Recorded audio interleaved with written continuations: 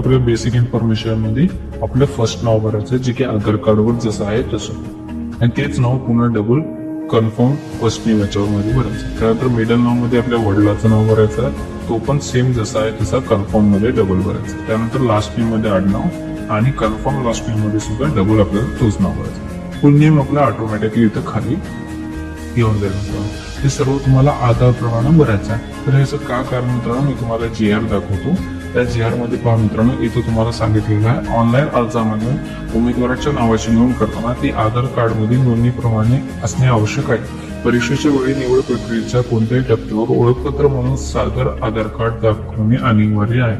Online अर्जाच्या मधील नावात व आधार कार्डामधील नावात नोंदणीमध्ये कोणतीही तफावत आढळल्यास आपली उमेदवारी रद्द होते. तर लक्षात ठेवा, तुम्हाला जसं आधार कार्डवर आहे जे स्पेलिंग आहे तेच तुम्हाला जशाच तसं इथं भरायचं आहे मित्रांनो. ही काळजी 100% घ्या, कारण एखाद्या छोट्याशा चुकांमुळे एवढं सुद्धा करताना खूप जणांचे फॉर्म चुकतात आणि त्यांची उमेदवारी रद्द होते. तर हे लक्षात ठेवा. आता यानंतर तुम्हाला इथं मोबाईल नंबर टाकायचा आणि पुन्हा कन्फर्म मोबाईल नंबर करायचा आहे, आणि त्यानंतर अल्टरनेटिव्ह मोबाईल नंबर जर असेल तर टाका, नाही तर नाही. आणि लक्षात ठेवा मित्रांनो, तोच मोबाईल नंबर द्या जे चालू असेल, कारण त्यानंतर तुम्हाला इथं ईमेल ID टाकायचं आहे मित्रांनो. इथं फक्त तुम्हाला ईमेल ID घ्यायची आहे @च्या अगोदरचं. त्यानंतर @च्या नंतर तुम्हाला इकडे डोमेन सिलेक्ट करायचं जे पण तुमचं असेल, जीमेल, याहू जे पण असेल, जास्त करून जीमेलच असतो, आपण जीमेल निवडा. त्यानंतर तुम्हाला हेच पूर्ण आता पूर्ण ईमेल ID तुम्हाला इथे कन्फर्म ईमेल ID मध्ये टाकायचा आणि कॅप्चर कोड तुम्हाला फिलअप करायचा. आणि मित्रांनो, ईमेल ID आणि मोबाईल नंबर तेच टाका जे तुमचं चालू असेल, कारण हेच दोन माध्यम आहेत ज्याच्या माध्यमातून तुम्हाला सगळे अपडेट मिळत राहतील. एकदा कॅप्चर कोड फिलअप करून सेव्ह नेक्स्ट करा.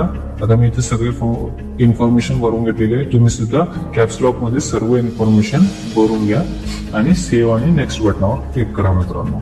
लक्षात ठेवा, पुन्हा सांगतो, नाव आधार कार्ड प्रमाणेच भरा तुम्ही, जसं मी भरलेलं आहे. आता तुम्हाला नेक्स्ट आणि सेव्ह या बटनावर क्लिक करतो. आता बघा मित्रांनो, इथं ओके तुम्हाला इथं ओके दवडच्या पॉपअपवर.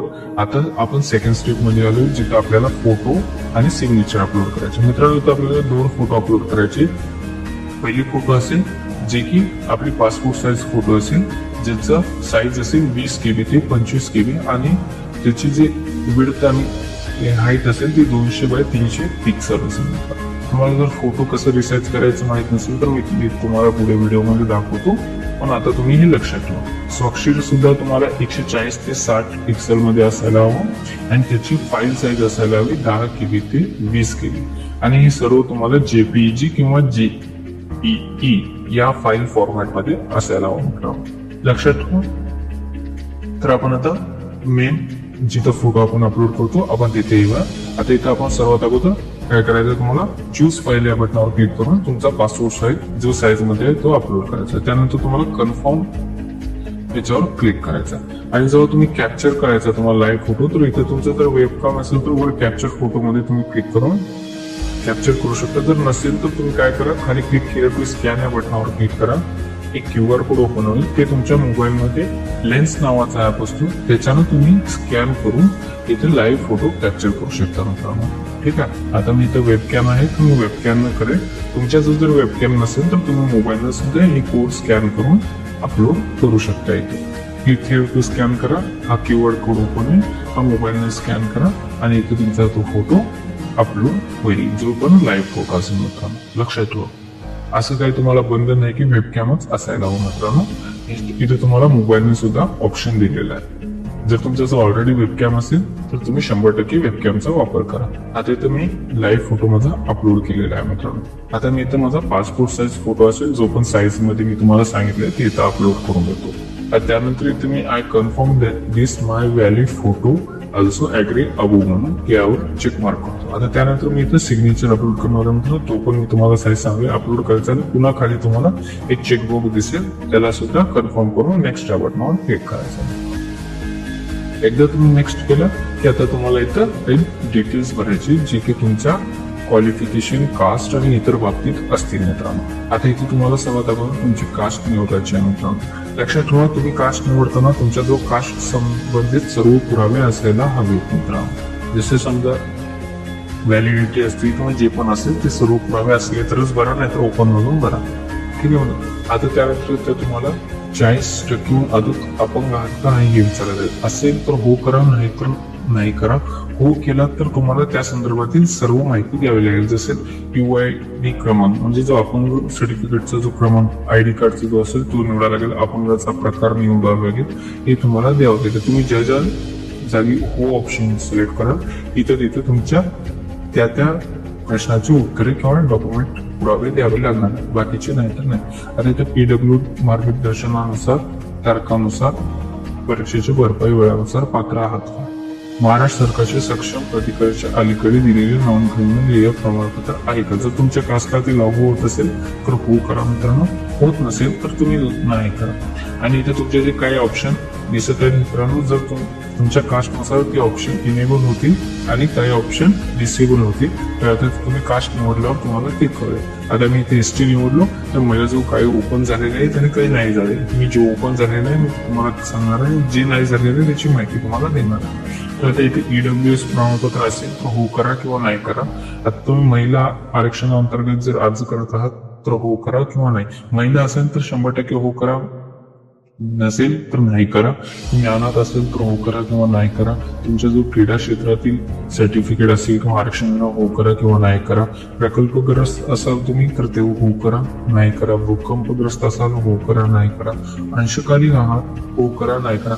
अंशकालीन म्हणजे मित्रांनो ते जे की टेम्पररी पदावर एखाद्या गव्हर्नमेंट पदावर काम करत आहेत त्यांच्या जो कलेक्टर ऑफिस मार्फत सर्टिफिकेट दिला जातो की हे आमच्या जो काही काळासाठी आमच्या इथे कार्यरत करत आहे त्यांच्यासाठी असतं मित्रांनो. जर ते डॉक्युमेंट असतील त्यांच्यापाशी तरच करा, नाही तर नो करा मित्रांनो. त्यानंतर महाराष्ट्र राज्याचे आदिवासी म्हणजे तुम्ही महाराष्ट्राचे आहात किंवा नाही, हो किंवा नाही करा. त्यानंतर तुम्ही कर्नाटकातील 665 गावात आहात का, म्हणजे जी बॉर्डर लगत आहेत ज्याचे वाद चालू आहे त्या 665 गावाच्या यादीत तुमचं गावाचं नाव आहे का नाही हे तुम्हाला निवडायचं. हो तर हो करा, नाही तर नाही करा. त्याचा तुम्हाला सुद्धा पुरावा द्या. त्यानंतर आत्महत्याग्रस्त शेतकऱ्याचे मुलं आहात का, हो किंवा नाही. त्यानंतर सरकारी नियमानुसार तुम्ही पेसा प्रदेशात आहात का मित्रांनो, ठीक आहे, हो किंवा नाही.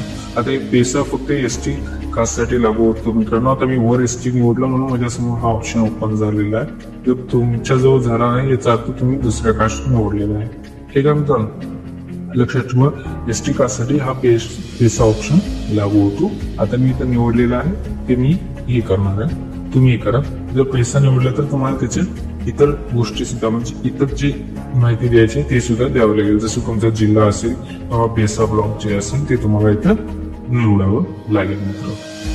आता तुम्ही माझे सैनिक आहात का नाही हे सुद्धा तुम्हाला इथं सांगावं लागेल. त्यानंतर हो किंवा नाही, सगळे ऑप्शन हो किंवा नाही मध्ये आहेत मित्रांनो, जास्त काही नाही. मग तुम्ही कायमचे अपंग सैनिक आहात का, हो किंवा नाही. त्यानंतर स्वातंत्र्य सैनिक आहात म्हणजे त्याचे वारस आहात का, नाही. निवडणूक कर्मचारी आहात का 1994 का, नाही. तुम्ही जनगणनाचे कर्मचारी आहात का, नाही. हे तुम्हाला इथं निवडायचं आहे मित्रांनो. तुम्ही एकदा व्यवस्थित वाचा मित्रांनो. त्यानंतर तुम्हाला इथं आधार कार्ड 12 अंकी जो आधार क्रमांक असेल तो ऍक्युरेट टाकायचा मित्रांनो, कोणतीही मिस्टेक नव्हता. राष्ट्रीय ऑटोमॅटिक इंडिया येईल. त्यानंतर TIT परीक्षा 2025 माध्यम निवडायचा मित्रांनो. इथे दोनच ऑप्शन आहेत, इंग्रजी मराठी, इंग्रजी उर्दू. इंग्रजी कंपल्सरी आहे मित्रांनो. तुम्ही जर मराठी माध्यम असेल मराठी करा, उर्दू माध्यम असेल तर उर्दू करा. आता मी इथे मराठी आहे तर मराठी करतो, तुम्ही जे असेल ते तुमच्याप्रमाणे निवडा. त्यानंतर तुम्हाला 3 सेंटर निवडायचे आहेत मित्रांनो परीक्षेसाठी. हे तुम्ही तुमच्या आवडीनुसार किंवा तुम्हाला जे जवळ पडेल ते तुम्ही 3 निवडू शकता. जे तुम्हाला सर्वात जास्त वाटतं की इथे यायला पाहिजे किंवा इथे असायला पाहिजे तर तुम्ही ते पसंती क्रमांक 1, 2, 3 अशा क्रमवार तुम्ही निवडू शकता. तर मी 3 निवडलेलं आहे. त्यानंतर तुम्हाला इथे जन्मतारीख पूर्ण ऍक्युरेट यायच्या मित्रांनो, जे पण असेल त्यासाठी तुमचे पुरावा जसं की 10वीच्या संदर्भ जे असेल तेच तुम्ही ते जन्मतारीख निवडायचं आहे. त्यानंतर 2001 4 वर्ष पूर्ण झालेलं आहे ऑटोमॅटिकली. आता इथे बघा मित्रांनो 10वीच्या मार्कशीट नुसार नाव लिहा.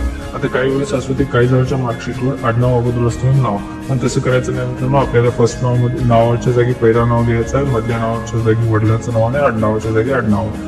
फक्त इथं आपल्याला चेक करायचं की स्पेलिंग बरोबर आहे का नाही. इतर कोणतेही क्रम बघायचं नाही आपल्याला, फक्त आपल्याला स्पेलिंग बघायची की स्पेलिंग कुठेही चुकता कामा नये. आणि स्पेस सुद्धा द्यायचं नाही. आपल्या नावाच्या पुढे जर स्पेस दिला तर तुम्हाला तो एरर दाखवेल, लक्षात ठेवा. त्यानंतर तुम्हाला तुमचा पुरुष लिंग निवडायचा, पुरुष आहात का स्त्री. सॉरी मित्रांनो, तुम्हाला जुळे भाऊ बहीण आहात का नाही अशी ती तर बुक केल्यावर तुम्हाला त्यांचं नाव लिहावं लागणार आहे आणि त्यांचं लिंक सुद्धा निवडणार आहे. तर मी तर नाही. त्यानंतर तुमच्या वैवाहिक स्थिती, जर तुम्ही विवाहित आहात, अविवाहित आहात, विधवा जे असेल ते तुम्ही निवडा. त्यानंतर जर विवाहित लिहिला तर तुम्हाला त्याची माहिती द्यावं, तर तुम्हाला मुलं आहेत का किंवा 2006च्या नंतर किती मुलं जन्मलेले आहेत का हे तुम्हाला द्यावं लागेल. अविवाहित असेल तर अविवाहित निवड. त्यानंतर तुम्हाला तुमच्या वडिलांचे नाव टाकायचे, आईचे नाव टाकायचे आणि जर विवाहित निवडला असाल तर तुम्हाला तुमच्या जोडीदाराचे नाव लिहायचे आहे मित्रांनो. जर तुम्ही विवाहित नसाल तर तुम्ही हे तुम्हाला ऑप्शन इनेबल होणार नाही. त्यानंतर तुम्हाला पत्र व्यवहाराचा पत्ता. मित्रांनो लक्षात ठेवा, पत्र व्यवहाराचा पत्ता तुम्ही जिथं कायम राहता ते वेगळा आणि तुमचा रहिवासी वेगळा असेल तर वेगवेगळा टाकायचा. जर एकच असेल तर तुम्ही एकच टाकायचा. आता इथं बघा मित्रांनो, माझं एकच आहे तर मी सर्वात अगोदर आपलं पत्ता लिहिणार, त्यानंतर जिल्हा निवडणार, राज्य निवडणार आणि पिनकोड टाकणार. आता जर माझे दोन्ही वरचे आणि खालचे म्हणजे कायम पत्ता आणि रहिवासी पत्ता सारखा असेल तर मी या पत्रव्यवहारच्या पत्त्यानुसार लागू असल्यास क्लिक करा, या बॉक्सला क्लिक करेल, ते ऑटोमॅटिक येऊन जाईल. आता इथे मला खाली माझ्या कास्टनुसार किती फीस लागणार आहे ते दाखवतात. आता मी इथे काय करणार, सर्वात अगोदर व्हॅलिडेट युअर डिटेल्स. तर तुमच्या समोर युअर व्हेरीफाईड सक्सेसफुली असा ऑप्शन यायला हवं. जर असं नाही आला म्हणजे तुम्ही कुठेतरी काहीतरी जे भरायची इन्फॉर्मेशन होती ते नाही भरलात मित्रांनो. तर ते तुम्ही ओके करून पुन्हा कन्फर्म भरून टाकून व्हॅलिडेट युअर डिटेल्सवर क्लिक करायचं आणि ज्यावेळेस तुमच्या समोर असा व्हेरीफाईड सक्सेसफुल येईल त्यावेळेस ओके करून सेव्ह नेक्स्ट करायचं मित्रांनो. जोपर्यंत व्हेरीफाईड सक्सेसफुल येत नाही तोपर्यंत तुम्हाला पूर्ण माहिती बरोबर भरायची. आता इथं आलं मग इथं मित्रांनो आपल्याला आता शैक्षणिक माहिती भरायची आहे मित्रांनो. ठीक आहे. आता इथं शैक्षणिक माहिती भरत्या वेळेस आपल्याला लक्षात घ्या मित्रांनो, हे बघा इथं पुन्हा सांगितलेलं आहे की 1/4/2025 पर्यंत ज्या शैक्षणिक पात्रता तुमची पूर्ण झालेली, ज्याचं मार्कशीट आहे, ज्याचे सर्व स्टेटमेंट डॉक्युमेंट तुमच्या अवेलेबल आहे तेच निवडायचं मित्रांनो. आता इथे सर्वात अगोदर मी मराठी निवडणार आणि त्याचं कोणता माध्यम आहे, इंग्लिश, मराठी, उर्दू जे असेल ते मी इथं निवडणार. त्यानंतर तुम्हाला बोर्ड निवडायचा मित्रांनो. बोर्ड म्हणा, युनिव्हर्सिटी म्हणा, बाकीला आपला बोर्डच असतो. सीबीएसई म्हणा, स्टेट बोर्ड म्हणा, जे असेल ते. त्यानंतर इथे डिग्री स्ट्रीम हे आपली SSC असणार आहे 10वीला. त्यानंतर सब्जेक्ट काही नसणार आहे. मग इथे डेट ऑफ पासिंग निवडायचे मित्रांनो. हे तुमच्या मार्कशीटवर भेटून जाईल मित्रांनो. ते तुम्ही बघून तेच टाकायचे मित्रांनो. कोणतीही दुसरी माहिती भरायची नाहीये, जी तुमच्या मार्कशीटवर आहे तेच टाकायचे मित्रांनो.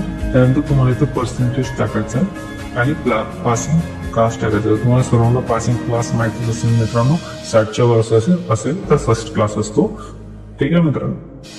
त्यानंतर तुम्हाला तसेच 12वीचं सुद्धा भरून द्यायचं मित्रांनो. 12वीचं माध्यम कोणतं आहे ते सुद्धा तुम्हाला सिलेक्ट करायचं आहे आणि त्याचा बोर्ड कोणता आहे तो सुद्धा तुम्हाला सिलेक्ट करायचा आहे. इथे भरपूर बोर्डचे ऑप्शन आहेत. तुम्ही त्यामध्ये जो ऑप्शन असेल तुमचा ते तुम्ही निवडू शकता मित्रांनो. आता मी इथे महाराष्ट्र बोर्ड आहे तर महाराष्ट्र बोर्ड निवडते.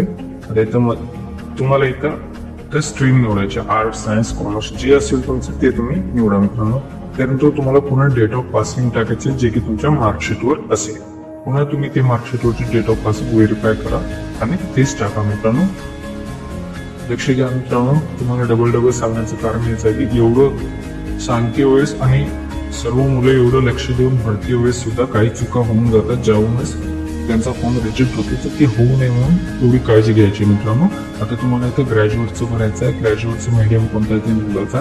त्यानंतर आता तुम्हाला इथे युनिव्हर्सिटी निवडायची आहे. तुम्ही ग्रॅज्युएट कोणत्या युनिव्हर्सिटीच्या अंडर चालेल आहे. तिथे भरपूर युनिव्हर्सिटीची लिस्ट आहे मित्रांनो. त्यामुळे तुमची जी असेल ती तुम्ही निवडा. मी इथं माझी जी आहे ती मी निवडलेली. आता त्यानंतर तुम्हाला कोणत्या डिग्री किंवा स्ट्रीम मधून तुमचं झालेलं आहे ते तुम्हाला निवडायचं. तर BA, BCom, BSc, ऑदर असेल तर ऑदर मध्ये ऑदर टाका. आता इथे तुम्हाला सब्जेक्ट सुद्धा निवडायचे आहेत मित्रांनो. कोणता सब्जेक्ट घेऊन तुम्ही कम्प्लीट केलेलं. जर BSc मध्ये सब्जेक्ट असतात तर मी इथे निवडलेलं आहे. त्यानंतर तुम्हाला इथं डेट ऑफ पासिंग टाकायची जी की मार्कशीटवर असेल तुमच्या.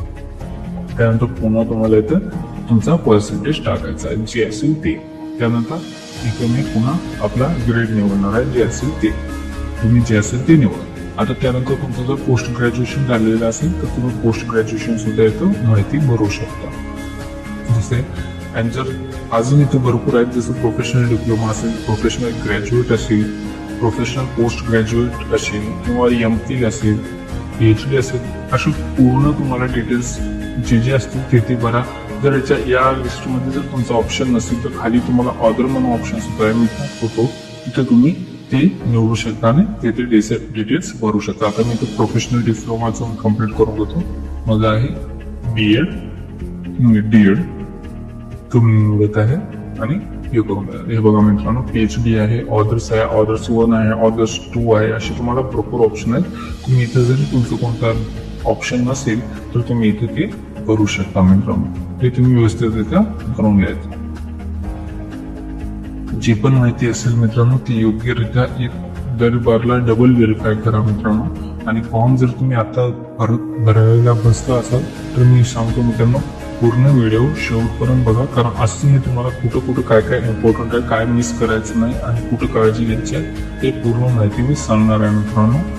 कुठेही मिस किंवा स्किप करू नका किंवा व्हिडिओ पळू नका, शेवटपर्यंत व्हिडिओ नक्की पहा, कारण मी शेवटला सुद्धा तुम्हाला काही इन्फॉर्मेशन देणार आहे. आणि जर तुम्हाला थोडा वेळ लागला तर लागला, फॉर्म रिजेक्ट होण्यापेक्षा एक वेळेस डबल व्हेरीफाय करून फॉर्म भरलेला कधीही चालणार. तर मित्रांनो, आता मी म्हणजे इथे सर्व डिटेल्स भरलेले आहेत. तुमचे जर अजून काही डिटेल्स असतील तर तुम्ही भरून घ्यायचं मित्रांनो. ठीक आहे. आता इथे हे पहा, अजून भरपूर ऑप्शन आहे. आता माझ्याजवळ तर यापैकी कोणता नाहीये, तुमच्या जो असेल तर तुम्ही भरू शकता. आता खाली स्क्रोल केल्यावर अजून काय ऑप्शन येईल की वेदर अपिरियड फॉर महा TET, तुम्ही अपियर झालेला आहात का नाही, येस किंवा नो. जर झालेला असेल तर फर्स्ट पेपरला अपियर झालात का नाही ते सुद्धा तुम्हाला निवडायचं आहे, येस किंवा नो असेल तर ठीक आहे. मग तुम्हाला पासिंग इयर लिहायचा, त्याचा सीट नंबर लिहायचा, मार्क लिहायचा. मग तुम्ही फर्स्ट पेपरला क्वालिफाईड आहात का नाही ते तुम्हाला येस किंवा नो करायचा. असाल तर सेकंड पेपरला सुद्धा आहात का नाही ते सुद्धा तुम्हाला निवडायचा. मग त्याचं सुद्धा तुम्हाला पासिंग इयर निवडायचा, मग त्याचा सीट नंबर निवडायचा, त्यानंतर मार्क निवडायचा मित्रांनो. त्यानंतर ऑप्टेटिव्ह सब्जेक्ट सुद्धा निवडायचा, ऑप्शनल जो सब्जेक्ट असणार आहे तो सुद्धा तुम्ही तिथे तुम्हाला सांगायचा आहे मित्रांनो. जे असेल त्याचं तुम्ही अपियर केलेलं असेल, तुमचे सगळे फॉर्म पेपर्स अपियर असतील तर ते तुम्ही इथे निवडायचं आहे मित्रांनो. आता मी इथं नो केलं. आता इथे जर अप्लाय TET सेकंड नाही मित्रांनो, इधर applied for central TET yes किंवा नो ते तुम्ही निवडायचं आहे मित्रांनो तुमच्यानुसार. इधर apply for first paper yes किंवा नो ते तुम्ही तुमच्यानुसार निवडायचं. Month of year TET first paper हे तुम्हाला एक महिना आणि वर्ष सांगावं लागेल त्या पेपरचा ज्याला तुम्ही अपेअर झालेला आहात. ठीक आहे मित्रांनो, सेंट्रल TET साठी. त्यानंतर तुम्हाला त्याचा CTET नंबर तुम्हाला इथे लिहायचा. CTET म्हणजे सेंट्रल TET, ते तुम्हाला इथं सीट नंबर टाकायचा.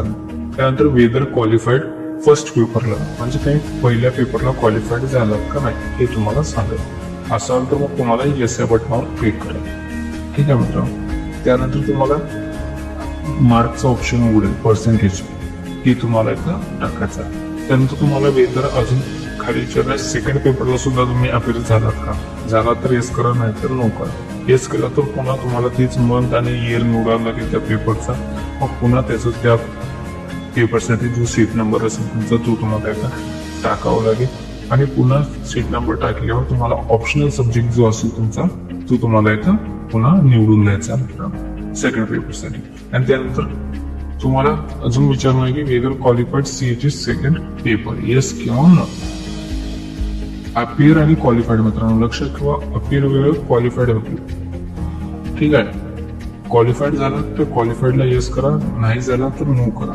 अप्लाय होऊ शकता पण क्वालिफाईड बी नाही होऊ शकता. तर क्वालिफाईड म्हणजे पास झालात का नाही, पास झाला तर मग त्याला तुम्ही किती टक्के पडले ते तुम्हाला इथे टाकायचे. त्यानंतर you have passed teacher ability test conduct by central और Maharashtra government as per NCTE norms. यानुसार जर तुम्ही पास झालेला आहात का याच्याकडून नाही, येस तर येस करा, नाही तुम्ही. मग त्यानंतर first language of candidate as per his SSC mark मिळून, तुमच्या 10वीच्या मार्क मिळवण्यानुसार तुमची पहिली भाषा कोणती आहे ती तुम्हाला इथे निवडायची. आपल्या सर्वांची तर मराठीच असते. Have you studied Bengali language as a subject at HSC arts as of, म्हणजे तुम्ही 12वीला असताना बेंगाली लँग्वेज शिकलात का विषय म्हणून, एक विषय म्हणून ते तुम्हाला निवडायचं येस किंवा नो. त्यानंतर तुम्ही कम्प्युटरचा एखादा कोर्स कम्प्लीट केलेला आहात का ते तुम्हाला निवडायचं आहे. जसे MSCIT असेल, CET BC असेल, किंवा इथे तुम्हाला SSC 10वी मध्ये एक IT सब्जेक्ट होतो मित्रांनो तो सुद्धा केलेला आहे का इथं सुद्धा तो ऑप्शन आहे, किंवा 12वी मध्ये किंवा यापैकी जर तुमचा एखादा वेगळा कोर्स केलेला असेल जसं CCC, तर ते तुम्ही ऑर्डर मध्ये टाकू शकता. त्यानंतर whether the candidate participate in any fraud activity in TT, म्हणजे काही वेळ प्रकरणात तुम्ही 2018 किंवा 19 जे TT पेपर झाले त्याच्यात आढळला आहात का, तर काही गुन्हा तुमच्यावर चालू आहे का, ते तुम्हाला ते सांगायचं आहे मित्रांनो. जर असेल तर येस करा, नसेल तर नो करा. येस केला तर तुम्हाला त्याचं रिझन द्यावं लागेल की कोणत्या ऍक्टिव्हिटी अंतर्गत तुमच्यावर तो गुन्हा दाखवायचा. त्यानंतर तुम्हाला इथे पुन्हा व्हॅलिडेट डिटेल बटनावर क्लिक करायचा आणि इथे पुन्हा तुम्हाला चेक करायचं की व्हेरीफाईड सक्सेसफुल आलेला आहे का नाही आला तर पुन्हा एकदा फॉर्म चेक करायचा की तुम्ही कुठं काय इन्फॉर्मेशन मिस केलेली आहे किंवा भरलेली नाही जी भरायला पाहिजे होती, ते पुन्हा भरून पुन्हा व्हॅलिडेट डिटेल्सवर क्लिक करा. ज्यावेळेस तुम्हाला व्हेरीफाईड सक्सेसफुल येईल ओके करा आणि सेव्ह या नेक्स्ट बटनावर तुम्हाला क्लिक करायचं आहे. एकदा तुम्ही नेक्स्ट बटनावर क्लिक केला की तुमच्यासोबत तुमची सर्व माहिती येऊन जाईल मित्रांनो. इथे तुम्ही पुन्हा सगळी माहिती एकदा क्रॉस व्हेरीफाय करायची की तुम्ही जे माहिती भरलात ती बरोबर भरलात की नाही. जसे की तुमचे नाव, spelling, marksheet number, date of passing, Aadhaar number, marksheet number, seat number, हे तुम्हाला सगळं व्यवस्थितरित्या पुन्हा बघून द्यायचं आहे मित्रांनो. दोनदा क्रॉस चेक करा. त्यानंतर तुम्हाला खालीचं डिक्लेरेशन द्यायचं आहे. इथे 3 तुम्हाला चेक बॉक्स असतील, ज्यामधला पहिला असेल की तुमच्यावर कोणता गुन्हा झालेला आहे का फ्रॉड ऍक्टिव्हिटीमध्ये, गैर प्रकरणामध्ये, तर नाही झालेला नाही म्हणून तुम्ही डिक्लेरेशन देत आहात मित्रांनो. सेकंड मध्ये आय हॅव गोन through all instruction in notification on the official website, म्हणजे नोटिफिकेशन अनुसार मी सर्व इन्स्ट्रक्शन फॉलो करत आहे. त्यानंतर हा फॉर्म मी ऍग्री करून इथे मी 3 कॅप्चर फिलअप करायचे, म्हणजे राईट करायचे आणि कॅप्चर कोड फिलअप करून कम्प्लीट रजिस्ट्रेशन हा बटन क्लिक करायचं आहे मित्रांनो. एकदा कम्प्लीट रजिस्ट्रेशन क्लिक झाल्यावर आता तुम्हाला इथे तुमच्या डाव्या हाताचा अंगठा आणि स्वयंघोषित घोषणापत्र हे 2. आता बघा मित्रांनो, इथे डाव्या हाताचा अंगठा हे तुम्हाला पांढऱ्या कागदावर निळ्या किंवा लाल शाईने 240 बाय 240 पिक्सेल मध्ये 20 ते 50 KB आत असायला हवं. तुमची जी फोटो असणार आहे ती पांढऱ्या कागदावर काळ्या किंवा निळ्या शाईने 240 बाय 240 पिक्सेल आणि 20 ते 50 KB मध्ये असायला. आणि हे तुम्हाला दाखवताना हे जे डिक्लेरेशन आहे हे तुम्हाला तुमच्या स्वतःच्या हस्ताक्षरामध्ये एखाद्या पांढऱ्या कागदावर काळ्या किंवा निळ्या शाईने लिहायचं आहे मित्रांनो. जिथं डॅश आहे तिथे तुम्हाला तुमचं नाव लिहायचं आणि ह्याचं सुद्धा साईज 800 बाय 40 पिक्सेल असायला हवं. याची साईज 50 KB ते 100 KB मध्ये फोटोची साईज असायला हवी, जी की तुम्ही डिक्लेरेशन एका पेपरवर काढता. ठीक आहे मित्रांनो, आता मी तुम्हाला दाखवतो की तुम्ही फोटो रिसाईज कसे करू शकता. जसे की मी तुम्हाला अगोदर म्हणलं होतं की तुम्हाला पुढे व्हिडिओमध्ये दाखवतो. तुम्हाला सर्वात अगोदर या वेबसाईटवर याची लिंक मी डिस्क्रिप्शन मध्ये देईल. येथे तुम्हाला सिलेक्ट इमेज करायचं मित्रांनो. जसंच तुम्ही सिलेक्ट इमेज कराल, तुम्ही तुमच्या विंडो मधून म्हणा किंवा तुमच्या कम्प्युटर मधून म्हणा किंवा तुमच्या मोबाईल मधून म्हणा, तुम्हाला इथं ऑप्शन येईल सिलेक्ट करा. तो तुम्ही इथं अपलोड करून घ्यायचं. जसं की आता माझ्या पुढे आलेलं आहे. मी इथं माझे जे थंब इम्प्रेशन असेल त्याची फोटो मी इथं घेणार आहे मित्रांनो. जेव्हा तुम्ही फाईल सेव्ह करताना त्या फाईल सेव्ह करतानाच त्याच्या नावात कुठलेही डेट लावू नका स्पेस. आता इथं बघा विड्थ मध्ये मी 240 बाय आणि हाईट मध्ये सुद्धा 240 करणार आहे. आणि ती युनिट मध्ये पिक्सेल आहे का नाही याची 100% खात्री करा मित्रांनो. काही वेळेस दुसरं सुद्धा येतो, आता पिक्सेल ऑलरेडी आहे, काही प्रॉब्लेम नाही. आणि इथं फॉर्मॅट मध्ये JPG आहे, JPEG किंवा JPG दोन्ही फाईल्स चालतात मित्रांनो. तुम्हाला जे आवडेल ते ठेवा. त्यानंतर डाउनलोड बटनावर क्लिक करा. डाउनलोड बटनावर क्लिक केल्यावर आता इथं तुम्हाला काही साईज दाखवत आहे मित्रांनो. हे बघा, पहिले 40 बाय 77 KB होती, आता किती झाली आपण चेंज केल्यावर 6 बाय 99 KB झाली. पण आपल्याला 20 KB पाहिजे मित्रांनो. कमीत कमी 20 आणि जास्तीत जास्त 50 आहे. 20 KB ते 50 KB म्हणजे आपले ती फोटो अपलोड होणार नाही. मग आता काय करणार आहे, असं जर झालं तर ते वर यायचं चेंज इमेज साईज या बटनावर क्लिक करायचं. आता मित्रांनो इथे तुम्हाला किती फाईलची साईज पाहिजे ते टाकायचे मित्रांनो. 20 ते 50 मध्ये तुम्ही किती येत आणि KB निवडून त्यानंतर पुन्हा फाईल फॉर्मॅट निवडा. आता इथं ऑटो रिव्हॉल्युशन वर टिक असल्यामुळे ते तुम्हाला फिक्स वर करायचं. जर ऑटो केला तर ते चेंज करून टाकेल, पण आपल्याला फिक्स पाहिजे कारण आपल्याला ऑलरेडी नोटिफिकेशन मागेल सांगलेलं आहे की 240 बाय 240 असायला. तर फिक्स वर करा. इथे 240 बाय 240 करा. पिक्सेल युनिट आहे का नाही चेक करा. आणि त्यानंतर जर फिक्स एलिमेंट असेल तर डाउनलोड या बटनावर क्लिक करा.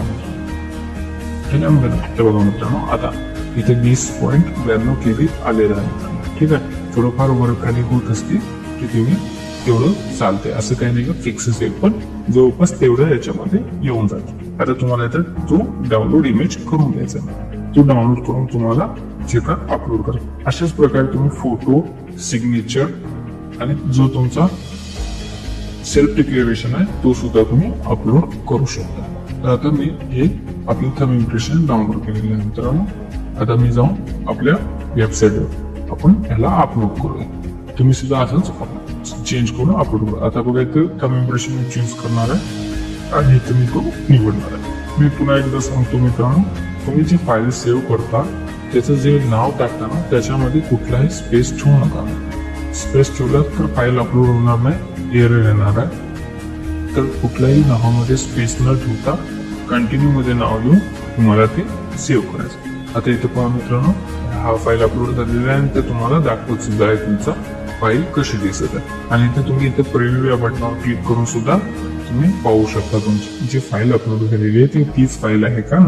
त्यानंतर तुम्हाला हँड रिटर्न डिक्लेरेशन म्हणजे सोयी घोषणा, जे की मी तुम्हाला अगोदर सांगितलं तुम्हाला तुमच्या हातानं लिहायचं आहे, ते सुद्धा तुम्हाला त्या साईज मध्ये कन्वर्ट करून इथं अपलोड करायचं आहे. मी ऑलरेडी केलेलं आहे, ते तुम्ही करू घ्या. बघा अशा प्रकारे तुम्ही काळ्या किंवा निळ्या पेनला पांढऱ्या पेपरवर करू शकता. त्यानंतर तुम्हाला इथं कॅप्चर कोड फिलअप करायचा आहे. पुन्हा एकदा तुम्ही कॅप्चर कोड फिलअप केलं मग तुम्हाला सेव्ह आणि नेक्स्ट या बटनावर पुन्हा क्लिक करा.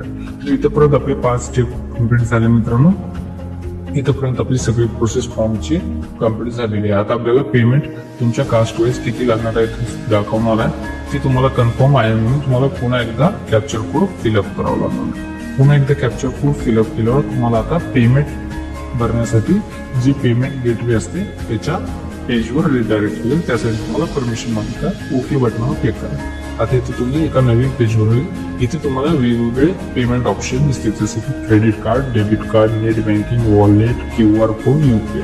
तुम्ही आपल्या फोन पेने किंवा गुगल पेने QR कोड स्कॅन करून सुद्धा पेमेंट करू शकता किंवा UPI ID टाकून सुद्धा पेमेंट करू शकता किंवा तुम्ही इतर कोणते जर तुम्हाला मोड प्रेफरन्स असेल तर ते सुद्धा निवडू शकता. एकदा पेमेंट केल्यावर मित्रांनो तुम्हाला पुन्हा आपल्या होम पेजवर यायचा आणि रजिस्ट्रेशन नंबर आणि पासवर्ड टाकून सिक्युरिटी कोड फिलअप करून सबमिट करायचा. आणि तुमचा जो रजिस्ट्रेशन आणि नंबर आणि पासवर्ड असेल ते तुम्ही रजिस्ट्रेशन करते जी ईमेल ID टाकलेला आहे त्या ईमेल ID वर आलेला असेल आणि जो मोबाईल नंबर दिलेला असेल चालू त्या मोबाईल नंबरवर सुद्धा आलेला असेल ते टाकून तुम्हाला इथं सबमिट करून घ्यायचा आणि आपला ऍप्लिकेशन फॉर्म डाउनलोड करून ठेवायचा आणि पेमेंट रिसिप्ट सुद्धा डाउनलोड करून ठेवायचे, कारण ती तुम्हाला भविष्यात कामी पडू शकते.